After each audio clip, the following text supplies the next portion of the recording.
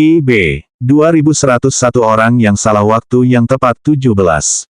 Apa maksudnya? Su Zongsu sedikit tidak mengerti. Ia hanya tahu bahwa putrinya selalu tidak menyukai Gu Qingqing dan bahkan lebih tidak menyukai keluarganya. Sekarang, dia benar-benar membantu Gu Qingsan. Dia tidak mengerti. Ayah, aku pergi ke Eropa bersama kakakku belum lama ini. Aku bertemu dengannya, kamu tahu, kan? Su Zijin berkata, dia, tentu saja Ni Zining. Su Zongsu mengangguk. Begitu mengungkitnya, pandangan sedikit berubah.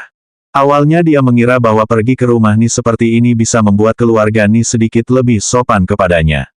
Sebenarnya ini benar, tapi selain Ni Zining, dia masih mengisyaratkan seperti itu. Dia selalu diam menjauh dariku, bahkan lebih terasing dan lebih sopan daripada di dalam negeri. Su Zijin sangat marah ketika memikirkan perjalanan ke Eropa yang tidak menyenangkan sebelumnya. Meskipun kesamaannya dengan Ni Zining sama seperti Leng Xicheng dan Gu Qingqing, ia telah membatalkan pertunangan mereka setahun yang lalu. Meski begitu, dia tidak menarik perhatian Ni Zining selama sehari.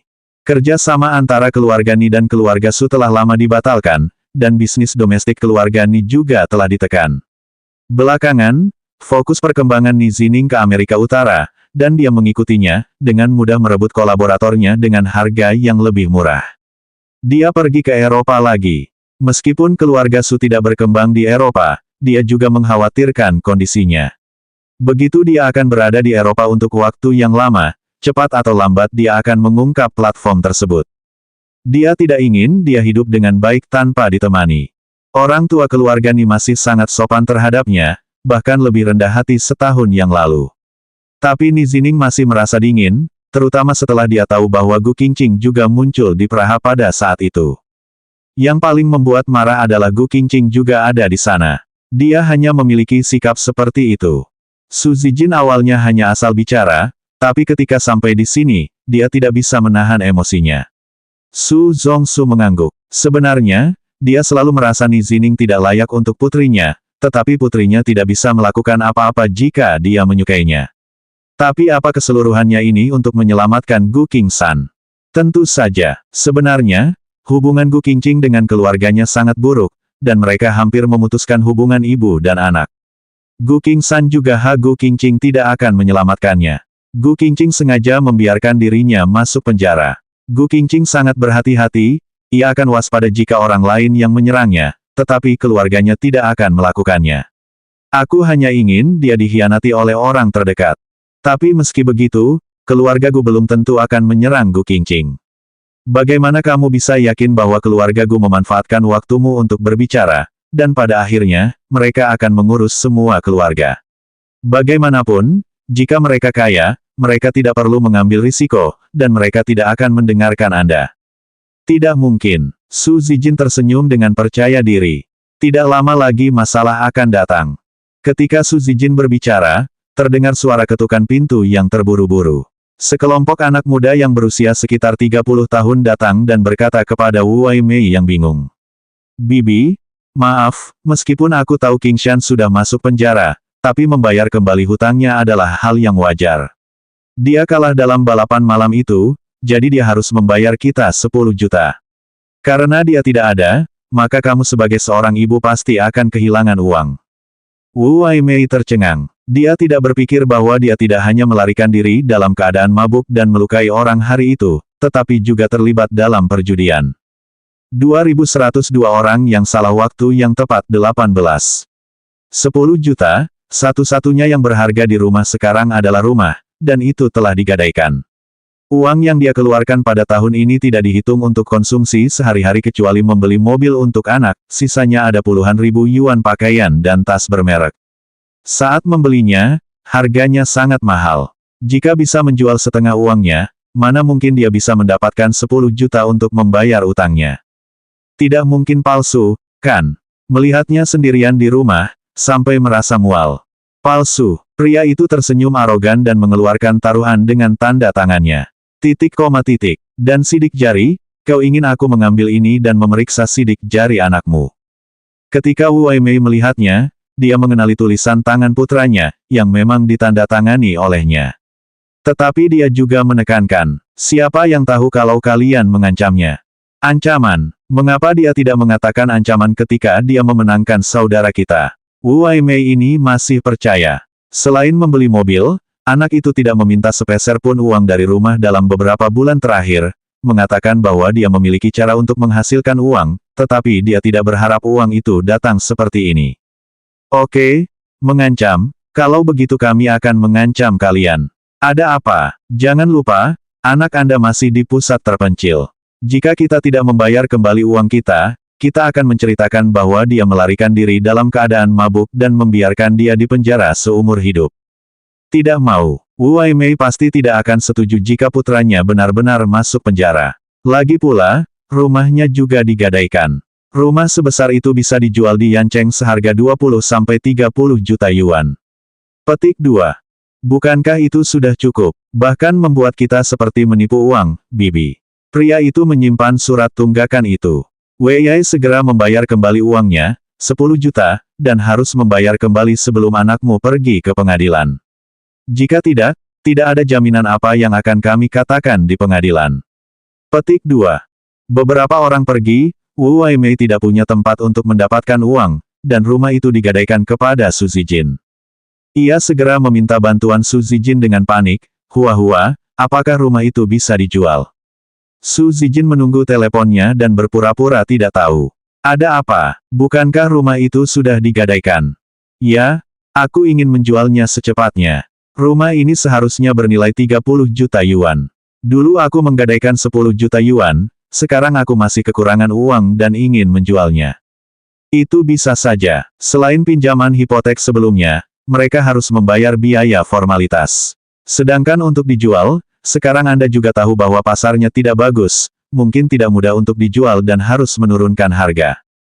Tidak masalah, aku butuh uang, asal bisa dijual dan ditukar dengan uang. Oke, kalau begitu aku akan menghubungimu. Setelah menutup telepon, Su Zongsu meliriknya dari samping. Jadi ini hutang. Ayah, ini bukan yang saya paksa Gu King San untuk berjudi, itu secara tidak sengaja ditemukan selama penyelidikan saya. Jika demikian, mengapa tidak memanfaatkan apa yang bisa dimanfaatkan? Aku akan membuat keluargaku menjadi sangat frustasi. Bahkan jika aku keluar dari penjara, aku masih berhutang. Saya tidak percaya Gu King San tidak akan menyerang Gu Qingqing. Su Zongsu merenung. Jika begitu, bantu orang sampai akhir. Ayo kita beli rumah. Tapi meskipun itu bantuan, jika ingin uang sebesar itu, pasti tidak mungkin untuk mendapatkan izin dengan harga yang sama. Ayah, aku tahu. Su Zijin mengangguk. Pada akhirnya, Su Zijin membantu Wu Waimei menjual rumah secepat mungkin dan memotong biaya penanganan. Dia hanya memiliki 9 juta di tangannya, kurang dari 1 juta. 2103 orang yang salah waktu yang tepat 19. Mendengar ini, Wu Waimei jelas tidak akan melakukannya. Sebuah rumah dengan harga hampir 30 juta hanya dijual kurang dari 20 juta. Dia pasti tidak akan melakukannya. Apakah harga ini sedikit lebih rendah? Su Zijin juga tidak menyembunyikannya darinya. Ada banyak uang, tetapi pihak lain meminta pinjaman, dan uang muka hanya dapat diberikan hingga 50%. Jika Anda mau, saya akan membantu Anda menghubungi orang lain. Tidak. Wu Waimei menenangkan kepalanya, tetapi masih berkata, bisakah rumah ini mendapat 1 juta lebih? Rumah ini dikatakan masih melihat rumah yang lain pada saat yang sama. Rumah itu sepertinya lebih memuaskan dan bisa dipinjamkan. Baiklah, ini saja. Dia sangat ingin kekurangan uang, tapi di mana dia bisa menemukan celah sebesar 1 juta yuan. Saya tidak tahu dari mana bisa meminjam 1 juta yuan. Su Zijin langsung bertanya, apa lagi yang bisa digadaikan? Mobilnya pasti baik-baik saja. Ternyata mobil keluarga Gu diberikan oleh Leng Xicheng kepada mereka, dan itu juga merupakan mobil seharga 1 juta yuan. Tapi sebelumnya Gu King San membawa mobil untuk balapan, mobil itu sudah rusak, sekarang masih diperbaiki di bengkel, dan ini harus mengeluarkan uang, bagaimana bisa dijadikan jaminan. Baju dan tasnya boleh, ini harus pergi ke pegadaian, dan kualitas terbaik dikatakan akan diterima dengan harga yang sama. Aku tidak mengerti tentang ini. Dengan kata lain, tidak ada uang.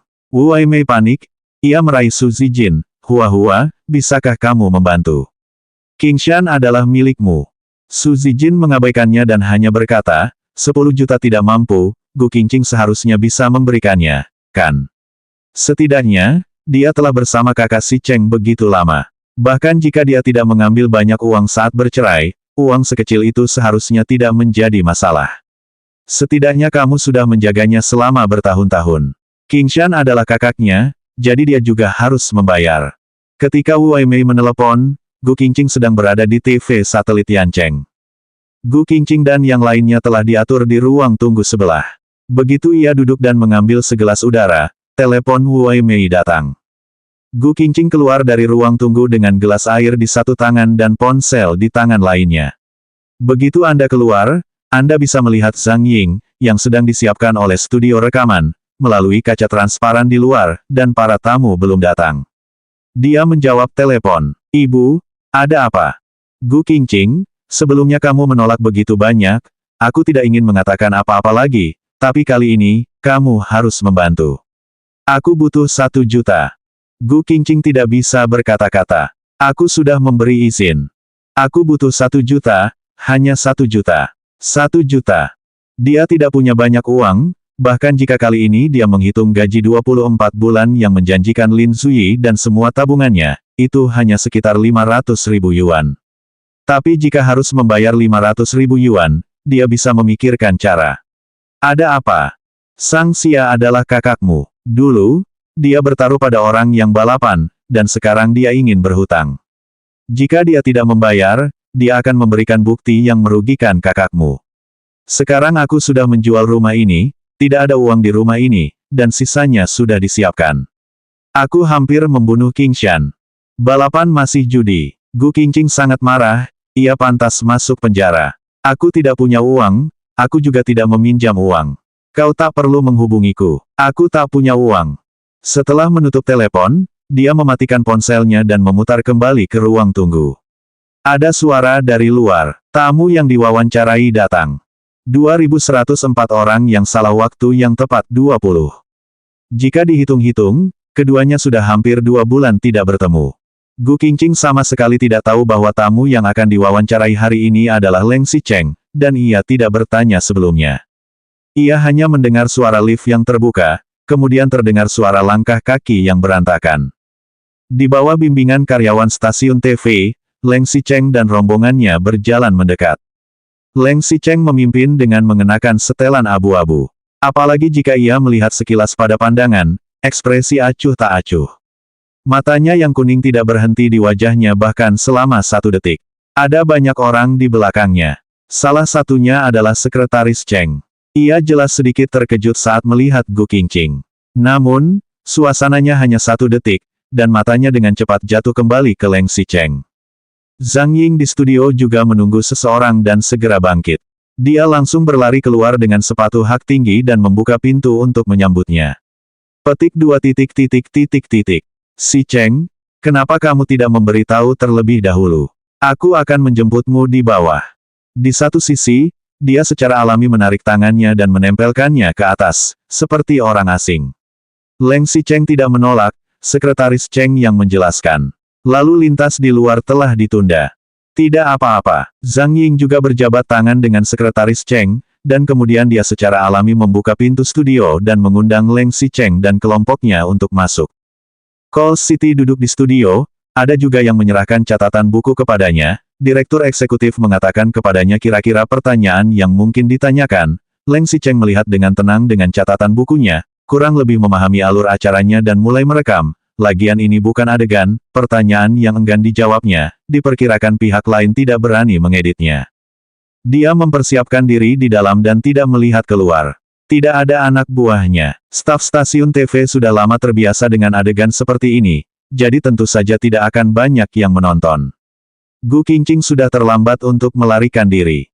Jika bukan karena tugas, ia ingin segera melarikan diri. Dia langsung berbalik dan kembali ke ruang tunggu. Tapi ada juga monitor TV di ruang tunggu, dan dia juga bisa melihat situasi wawancara di dalamnya.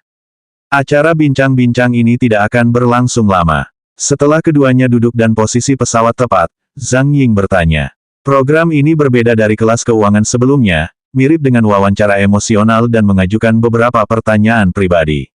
Benar saja, hanya beberapa menit sebelum pembukaan, Zhang Ying tersenyum dan berkata, "Sebelumnya saya mengumumkan pertunangan dan mengucapkan selamat kepada Anda." Leng Xicheng tidak memiliki ekspresi berlebihan di wajahnya, ia hanya mengangguk. Zhang Ying masih tertawa. "Ini adalah pertama kalinya kamu mengikuti acara wawancara semacam ini. Tapi melihat ekspresimu seperti itu, sepertinya kamu tidak terlalu senang." "Tidak ada." Suara Leng Xicheng terdengar tenang, karena Sang Xia telah memilih untuk bertunangan, tentu saja ia pergi ke masa depan untuk menikah dan memiliki anak.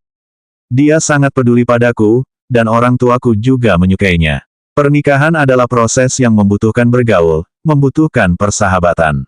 Percayalah bahwa bersamanya akan ada keluarga yang baik. Berbicara sampai di sini, Zhang Ying tiba-tiba putus asa, lalu dia bertanya lagi, "Sebenarnya saya punya pertanyaan, saya yakin itu juga pertanyaan dari banyak teman di depan TV, ku dengar kau pernah menikah sebelumnya, tapi pernikahan sebelumnya sangat sederhana, bahkan banyak orang yang mengetahui bahwa Anda telah mengakhiri pernikahan Anda sebelumnya setelah mendengar bahwa Anda bertunangan sekarang, bisakah kita bicara sebentar?" Ketika menanyakan kalimat ini, Leng Xicheng perlahan mengangkat kepalanya dan meliriknya. Gu Qingqing masih sangat tenang di ruang tunggu. Mendengar kalimat ini, mau tidak mau melihat sekilas pada monitor. 2105 orang yang salah waktu yang tepat 21. Tidak ada yang perlu dibicarakan. Kata-kata Leng Xicheng menjadi dingin lagi. Tepat ketika Zhang Ying ingin terus bertanya, Leng Xicheng menambahkan, "Tidak cocok, maka bercerai." "Bolehkah aku bertanya, kenapa tidak cocok? Apakah karena alasan pribadi, atau karena faktor keluarga?" Sebenarnya, setelah mengikuti program wawancara pribadi seperti itu, Leng Xicheng sudah tahu bahwa ia pasti akan mengajukan pertanyaan seperti itu. Kali ini dia setuju dengan wawancara, dan sudah lama dia berharap bisa mengajukan pertanyaan seperti itu. Dia terdiam dan menjawab, "Semuanya ada." Jawaban ambigu seperti itu mungkin tidak membingungkan. Zhang Ying melanjutkan wawancara. "Jangan salahkan kami karena penasaran. Karena kamu terlalu rendah hati. Jika bukan karena pengumuman pernikahan Anda kali ini, kami tidak tahu bahwa pernikahan Anda sebelumnya telah berakhir, dapatkah Anda memberitahu kami?" Sebenarnya bukan hanya penonton yang penasaran, tapi dia juga penasaran. Meskipun ia juga dibesarkan oleh Leng Xicheng, dan orang-orang di luar dengan sikap acuh tak acuh tentang kedekatannya dengan Leng Xicheng, hanya dirinya sendiri yang mengetahuinya. Leng Xicheng tidak mengatakan apapun yang berkembang di dalamnya, bahkan ia tidak mau menyentuhnya. Leng Xicheng duduk di sofa dan sedikit mengatur posturnya. Petik 2. Aku tidak terlalu suka menunjukkan privasiku dan meletakkannya di luar untuk dilihat orang. Meskipun saya menjalankan perusahaan hiburan, pasangan saya bukanlah orang di lingkaran ini. Orang ini sekarang memiliki lingkaran kehidupannya sendiri, dan paparan yang berlebihan akan menyebabkan kerusakan besar pada pihak lain. Dia hanya memutar topik pembicaraan ke pertunangan saat ini. Zhang Ying tahu bahwa dia sedang berputar-putar, tetapi dia harus bermimpi dengan beberapa kata dulu. "Bisakah Anda berbicara dengan kami?" Katanya dia juga seorang Bai Fumei. Leng Xicheng duduk di sofa dengan kaki panjang terlipat, kedua tangannya melingkar di lutut, dan bersandar ke belakang. Posisi ini menunjukkan bahwa ia sangat santai sekarang. Dia berkata, latar belakang keluarganya tidak begitu menonjol, tetapi lingkungan keluarganya sangat baik, berpendidikan tinggi, rendah hati dan ramah. "Saya sangat menghormati orang tua saya dan mendukung saya. Saya dan dia memiliki banyak topik yang sama untuk didiskusikan." Meskipun itu semua pujian, tapi nada ini terdengar seperti propaganda yang diposting di situs kencan buta. Sama sekali tidak seperti kekasih yang akan memasuki pernikahan saat sedang jatuh cinta. Zhang Ying tidak tahan dan terus bertanya. "Maksudmu, keuntungan ini dibandingkan dengan orang sebelumnya, bukan? Jadi kau memilih bercerai. Artinya, latar belakang keluarga biasa, hubungan dengan orang tua biasa, tidak mendukungnya, dan tidak ada topik yang sama." Leng Xicheng sedikit mengernyit, tetapi setelah berhenti sejenak, ia masih terus mengungkapkan. "Setiap orang yang bercerai sedang menghentikan sebuah kesalahan, keadaan hidup yang buruk, jika tidak maka pernikahan akan terus berlanjut." Dia berhenti sejenak ketika mengatakan ini. Hanya pilihan untuk menikah dengannya yang impulsif. Keputusan untuk menceraikannya juga dibuat setelah 3 tahun berjuang. Zhang Ying memang seorang penjelajah dunia hiburan, dengan sentuhan yang tajam, ia segera menangkap poin utama. Petik 2 titik titik titik. Maksudmu, kamu dan yang sebelumnya, salah. Leng Xicheng hanya berkata dengan ringan. Aku selalu tidak suka melihat ke belakang. Saya akan mempertimbangkan dengan cermat setiap langkah dalam hidup saya dan apa yang saya pilih. Jika itu kesalahan, itu akan menghentikan kerugian tepat pada waktunya. Setelah perpisahan, tidak akan melihat ke belakang. 2106 orang yang salah waktu yang tepat 22. Dia sedikit membuka matanya saat mengatakan ini. Kamera menangkap cahaya tegas di matanya yang kuning. Gu Qingqing mendengarkan dengan tenang. Jadi dia memutuskan, dia tidak akan menoleh ke belakang. Ia melihat matanya yang tenang dan acuh tak acuh. Hatinya tiba-tiba berdegup kencang. Topik selanjutnya terus berlanjut, bahkan menanyakan janji setelah menikah, dan menanyakan berbagai kondisi pertunangannya. Leng Xicheng juga tahu bahwa topik program semacam ini tidak bisa dihindari. Ia juga banyak berbicara tentang situasi setelah pertunangannya. Ia juga mengungkapkan situasi karir, keluarga Sun Yanzhen, dan rencana masa depan, tetapi hanya hal-hal masa lalu yang tidak disebutkan. Zhang Ying tidak berani bertanya terlalu detail. Setelah wawancara, Zhang Ying mengulurkan tangan sambil tersenyum dan berkata, seperti biasa, sebelum pergi, Presiden Leng membuat pesan perpisahannya dan menyimpulkannya dalam satu kalimat. Leng Xicheng mendongak, matanya diam-diam menatap lensa kamera, besok adalah hari berikutnya. Zhang Ying juga menantikan beberapa patah kata darinya. Siapa yang tahu setelah Leng Xicheng selesai berbicara, ia langsung menunjuk dan tidak ingin menyebutkan apa-apa lagi. Zhang Ying hanya bisa membantu menjelaskan. Maksud Presiden Leng adalah penuh harapan untuk hari esok. Aku yakin dia dan pertunangannya bisa bahagia dan berterima kasih karena datang ke sini untuk berpartisipasi dalam acara kami. Setelah acara selesai direkam, pemimpin stasiun TV mendengar bahwa Leng Xicheng datang dan juga datang untuk menerima acara tersebut. Leng Xicheng langsung berjalan dan mengikuti pemimpin tersebut pergi, dan anak buahnya juga ikut keluar bersama Hula. Sudah waktunya untuk syuting iklan, tapi sudah lama tidak ada hal yang mendesak. Sebaliknya, Zhang Ying meminta seseorang untuk mengaturnya. Gu Qingqing dan yang lainnya datang terlambat. Begitu masuk, Gu Qingqing langsung meminta maaf. Maaf, baru saja menunda waktu Kak Ying. Jika itu biasa, Zhang Ying mungkin tersenyum dan langsung mengatakan tidak apa-apa, tetapi hari ini, dia tidak mengatakan apa-apa dan tidak bergerak, tetapi duduk di kursi dan memandangnya dengan serius. Melihat wajah Gu Qingqing yang tenang, seolah tidak ada yang terjadi, ia tampak sedikit terkejut dan sedikit aneh. Asisten itu dengan lembut mengingatkannya di telinga, dan kemudian bangkit berdiri. Maaf, aku baru saja memikirkan sesuatu. Bisakah kita mulai? Meskipun Gu Qingqing sedikit terkejut, ia tidak terlalu berasumsi dan pergi ke studio. Atur studio sesuai dengan pengaturan untuk menyiarkan berita, dan Zhang Ying mengganti pakaiannya, merias wajahnya, dan memotret sesuai dengan konten yang ditentukan oleh iklan. Meskipun Gu Qingqing tidak bertanggung jawab atas syuting iklan, ia juga terus mengawasi pengawasan selama proses syuting. Ia tidak memperhatikan bahwa di luar ruang kaca, sekelompok orang Leng Xicheng diam-diam juga mendekat. Pimpinan stasiun TV yang menonton syuting iklan dan segera menjelaskan. Ini adalah acara iklan yang direkam oleh Xiao Ying. Petik 2. Leng Xicheng tidak berbicara, hanya diam-diam melihat rekaman di dalamnya. Tidak perlu banyak waktu untuk syuting iklan, terutama jika pengaturan posisi sudah disiapkan. Sebelum Leng Xicheng dan yang lainnya berdiri selama 3 menit, terdengar suara dari dalam. Begitu Zhang Ying mendongak, ia melihat Leng Xicheng dan para pemimpin, dan segera merapikan pakaiannya. Gu Qingqing menoleh dan melihatnya. Ia berpura-pura tidak melihatnya dan sedang berkemas dengan orang-orang Sui. Namun, setelah cukup lama, Leng Xicheng dan yang lainnya belum pergi. Gu Qingqing keluar dengan kaku, lalu membuka pintu, ia mendengar suara tawa pemimpin. Kebetulan kami datang ke sini, kamu sudah selesai. Leng Xicheng menggelengkan kepalanya. Kebetulan, aku datang ke sini untuk menunggu seseorang. 2107 orang yang salah waktu yang tepat 23. Pemimpin mengira Leng Xicheng datang untuk mencari Zhang Ying. Bagaimanapun, dia tidak pernah berpartisipasi dalam kolom emosional pribadi semacam ini, dan dia secara khusus menunggu iklan Zhang Ying selesai. Saat ini dia tersenyum. Oh, begitu. Kalau begitu, kali lain Presiden Leng akan membuat janji lagi.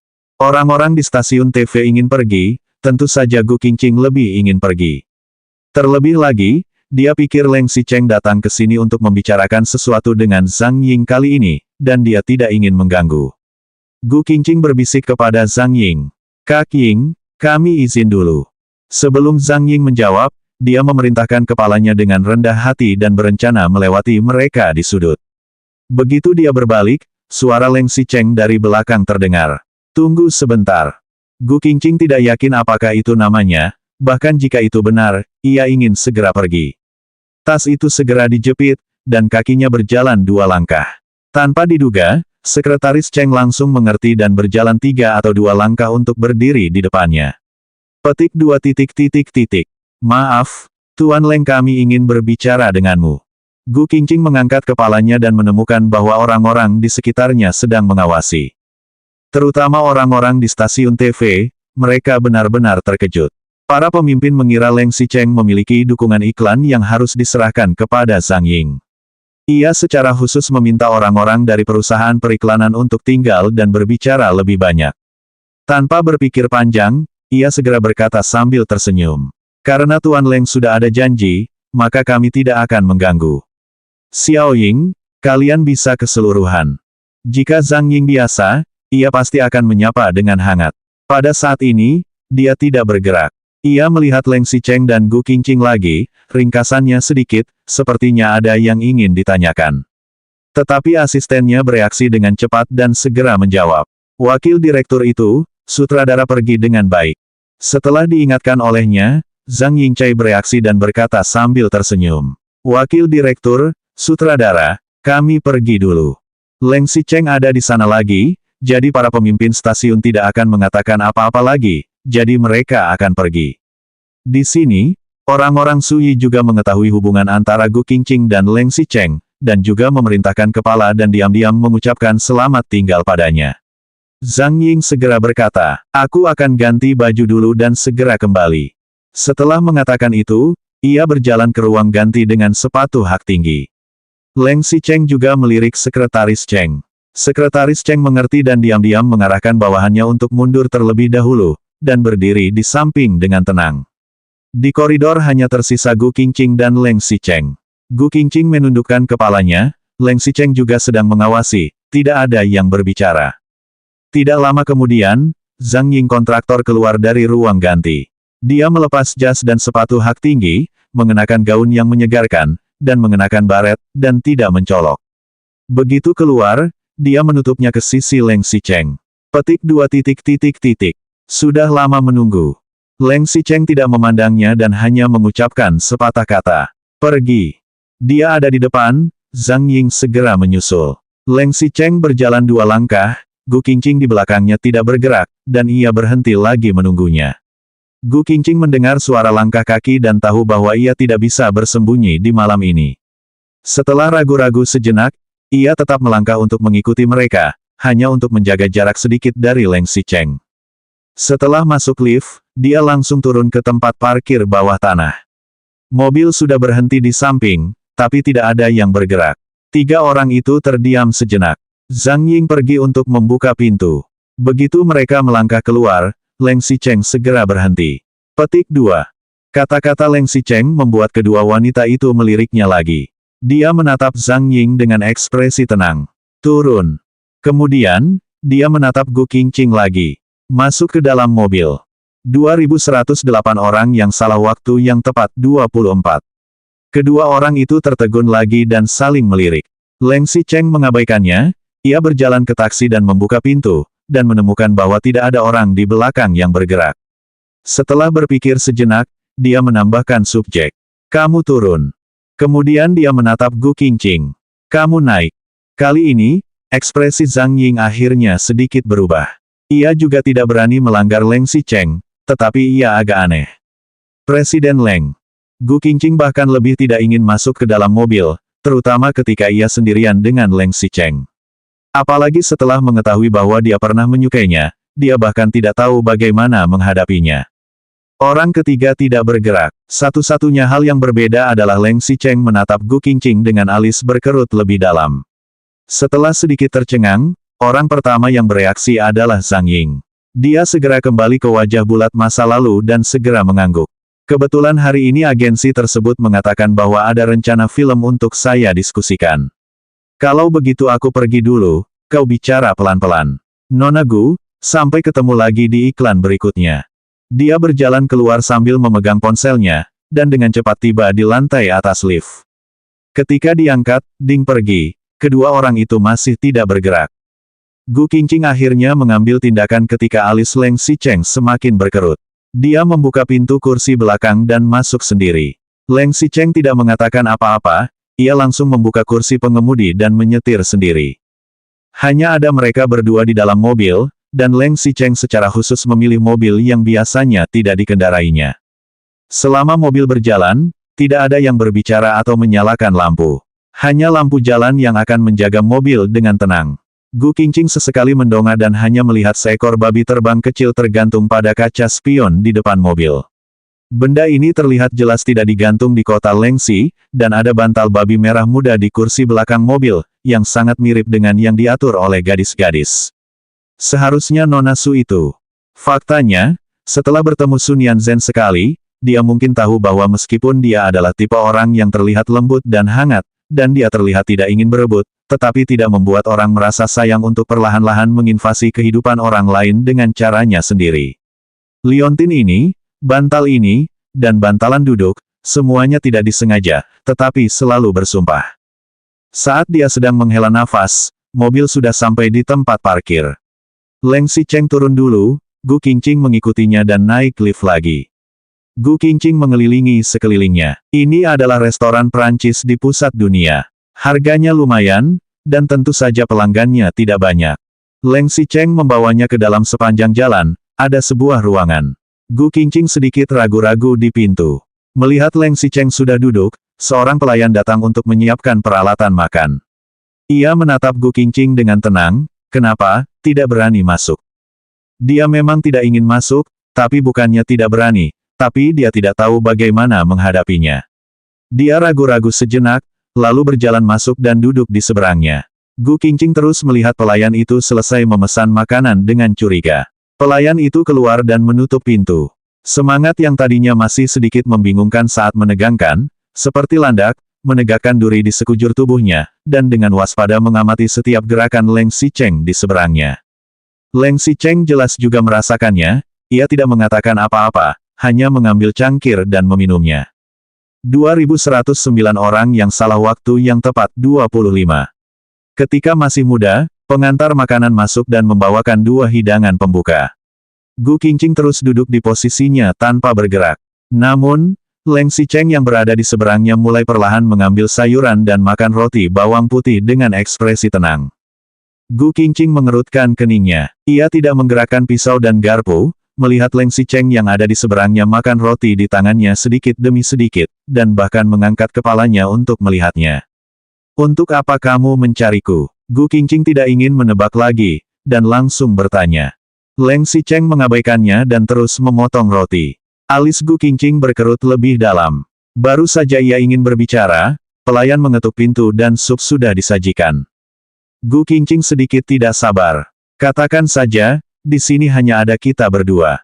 Leng Xicheng mengabaikannya, lalu mengambil sendok kecil untuk membuka krim di sup dan meminumnya. Gu Qingqing yang melihatnya tidak tahan, ia langsung mengambil tasnya dan bersiap pergi. Leng Xicheng, jika kamu tidak mengatakannya, aku pergi dulu. Leng Xicheng masih menundukkan kepalanya, ia mengambil sendok dan meminumnya. 5 jam yang lalu, aku baru saja turun dari pesawat. 15 jam yang lalu, aku berada di Jakarta. 5 hari sebelumnya, aku telah berada di beberapa negara di Asia Selatan, dan setiap negara tinggal tidak lebih dari 1,5 hari. Dia berkata sambil mendongak, matanya masih tenang. Sekarang aku hanya ingin makan. Entah kenapa, Gu Qingqing melihat matanya. Awalnya ada banyak kata penolakan, tetapi sepertinya ia tidak bisa menyatakan dalam sekejap. Mungkin karena perkataannya ini, mungkin karena dia jelas melihat ada darah merah di mata Leng Xicheng, jadi dia duduk begitu saja. Leng Xicheng tidak berbicara, ia hanya mendorong supnya ke depan. Gu Qingqing ragu-ragu sesaat, tapi ia tetap mengambil sendok. Kemudian, hidangan utama datang. Setelah selesai makan, ada makanan penutup dan buah. Kedua orang itu tidak mengucapkan kata pun dan makan dengan tenang. Gu Qingqing belum membuka mulut ketika semuanya telah ditarik. Sebaliknya, Leng Xicheng meletakkan sumpitnya dan berbicara lebih dulu. Aku datang hari ini untuk meminta maaf atas apa yang terjadi terakhir kali. Kota Marina, izin. Ketika mendengar kalimat pertama, Gu Qingqing masih baik-baik saja. Kalimat kedua, tangan Gu Qingqing memegang gelas dan hampir tidak bisa jatuh. Ia masih memercikkan udara ke tubuhnya dan buru-buru mengambil kertas makan untuk memperkenalkannya. Sambil mengusap wajahnya, ia menunduk. Aku berharap hal semacam ini tidak akan pernah terjadi lagi di masa depan. Masalah yang lalu, anggap saja tidak ada yang terjadi. Atau saya akan menghubungi polisi.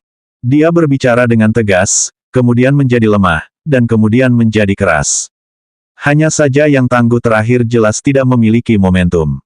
Setelah disurvei, dia menambahkan, bukankah kamu sudah bertunangan? Kamu juga akan menikah. Dia mengatakan hal lain yang baik, dan ketika mengatakan, akan menikah, Leng Xicheng tersenyum dan tertawa.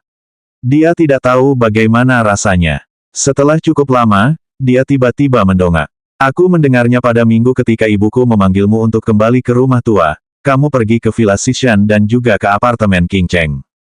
Petik 2. Gu Qingqing terkejut, lalu mengangguk ringan. Petik 2. Yang awalnya khawatir adalah dia, kali ini dia benar-benar berubah. Ketika ia mengangguk, tangan Leng Xicheng yang semula tergeletak di atas meja bergetar tanpa sadar, kemudian ia perlahan mengatur napasnya. Jadi, kamu juga sudah melihat barang-barang di ruang kerjaku, iya.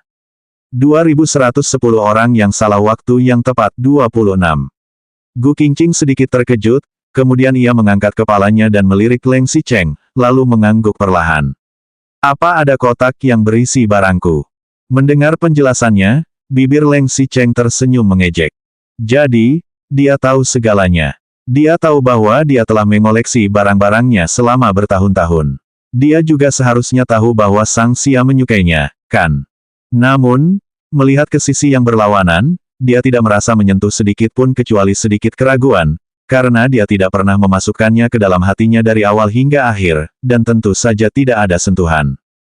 Jadi, kamu sudah melihatnya. Kamu juga tahu, saat itu aku menikah denganmu karena ingin hidup bahagia bersama. Gu Qingqing tercengang. Jika saat itu dia tidak bisa memahami perasaan dingin dan panas Leng Xicheng terhadapnya, bergaul secara tiba-tiba dan tiba-tiba, dia melihat dia menyembunyikan sesuatu darinya, sangat disayangi, dan, dia juga tahu bahwa pria yang menabrak dirinya saat itu adalah Leng Xicheng. Ia bahkan menganggap tanggal 23 Oktober tempat kedua orang itu bertemu, sebagai nomor plat mobilnya, kunci kodenya. Tapi apa yang bisa kamu lakukan jika kamu menyukainya? Belum lagi, dia masih bergaul dengan wanita-wanita itu. Pasangan wanitanya berganti satu demi satu. Bahkan jika dia tidak menginap di apartemen Qingcheng, ada banyak kesempatan untuk lebih dekat di luar. Tidak banyak yang bisa dikatakan, meskipun Su Zipei mengatakan bahwa orang di hatinya adalah dirinya sendiri, pada saat itu, masalah mereka berdua tidak bisa dijelaskan di hatinya. Terlebih lagi, jika bukan karena dia, mungkin anaknya tidak akan mati. Terlebih lagi, apapun yang Anda suka, itu tidak bisa menandingi prasangka kelas.